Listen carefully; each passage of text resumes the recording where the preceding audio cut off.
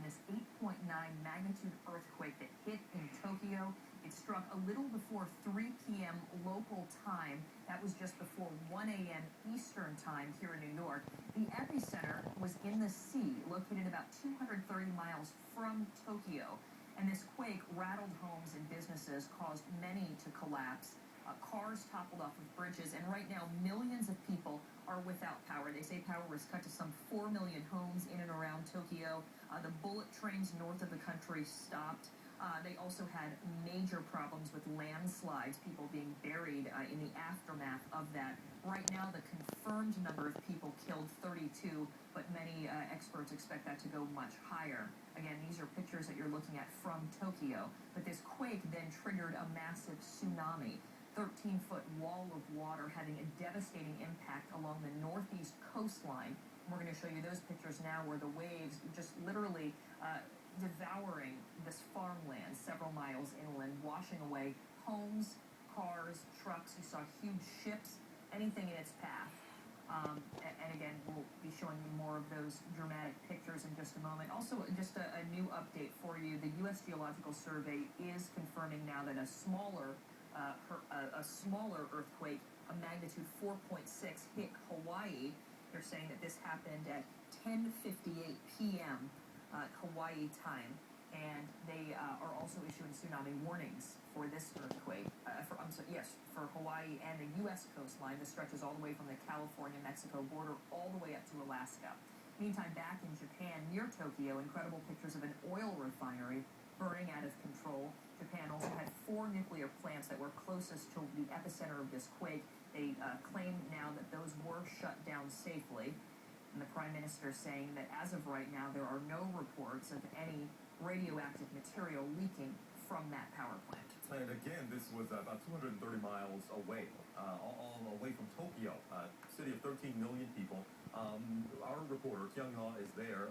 Kyung, you were talking a little earlier that, in fact, there was about several minutes it felt like this earthquake was shaking. We talked to another gentleman a short time ago who said, Japan is pretty structurally sound. They know how to do this, if you will, and Tokyo is pretty much intact. We have a two-pronged disaster, if you will. We've got the tsunami and we've got the earthquake. Let's start with the earthquake. What kind of shape, in fact, is Tokyo in right now?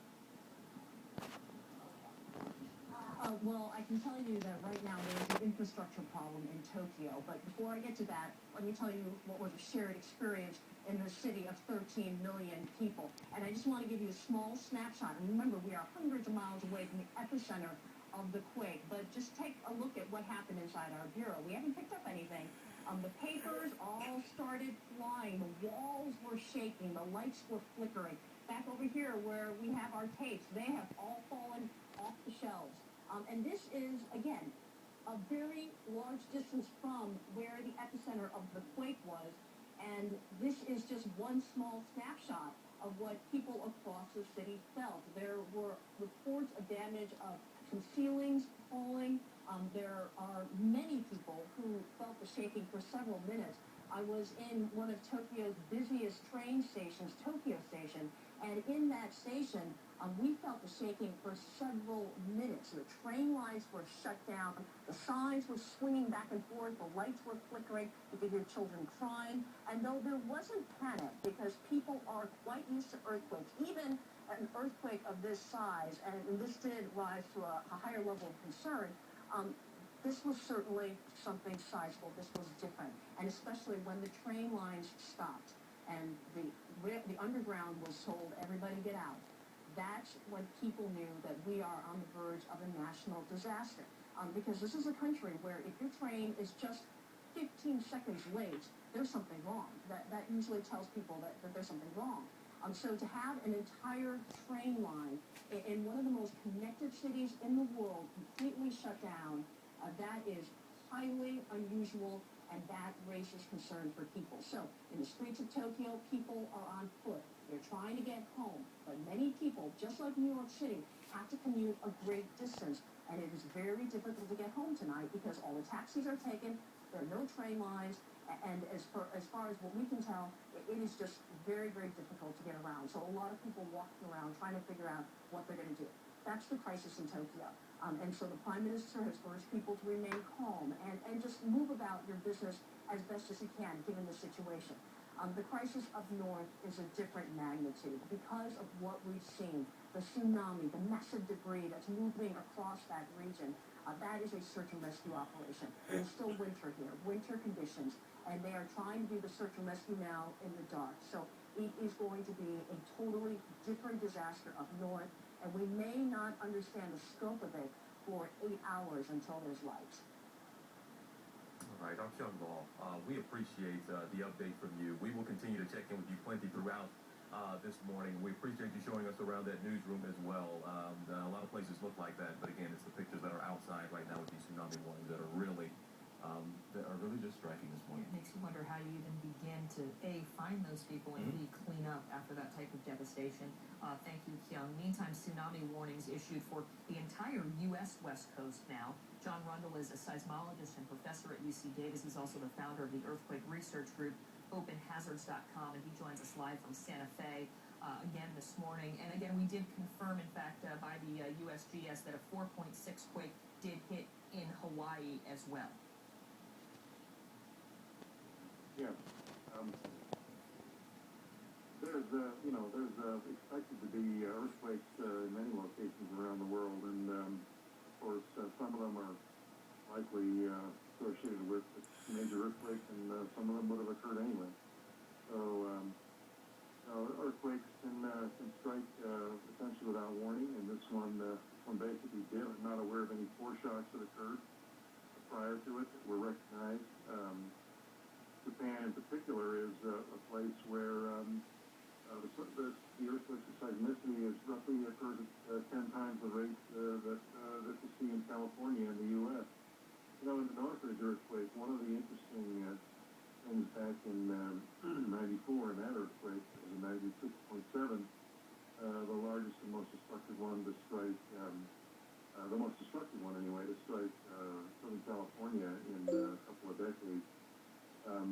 Many of these steel-reinforced buildings in downtown Los Angeles suffered damage to their steel structures, steel I-beams and whatnot, the joints cracked and so forth. And that wasn't apparent until earthquake engineers began taking apart the buildings, basically looking to see what had happened. So even for buildings like in places like Tokyo and Sendai that may have appeared to stand up following this earthquake, once they start looking at those in some detail, they may find serious structural damage, which might indicate that whole buildings would have to be torn down and essentially rebuilt, adding to the damage and the cost. And Mr. Rundle, you used this word just a moment ago, and again to our viewers as we continue to watch these pictures. Again, this is several miles inland, where this wave of water is washing just everything with it in its path. But again, Mr. Rundle on the line with us, a seismologist. So you used this word foreshocks. There were foreshocks apparently leading up to this earthquake off the coast of Japan. Several days they saw several of these foreshocks, if you will. That might not be a term a lot of people are familiar with, but those foreshocks, did those kind of give us an indication that something big was coming? Well, the problem is foreshocks don't stand up and wave a little flag and say, I'm a foreshock.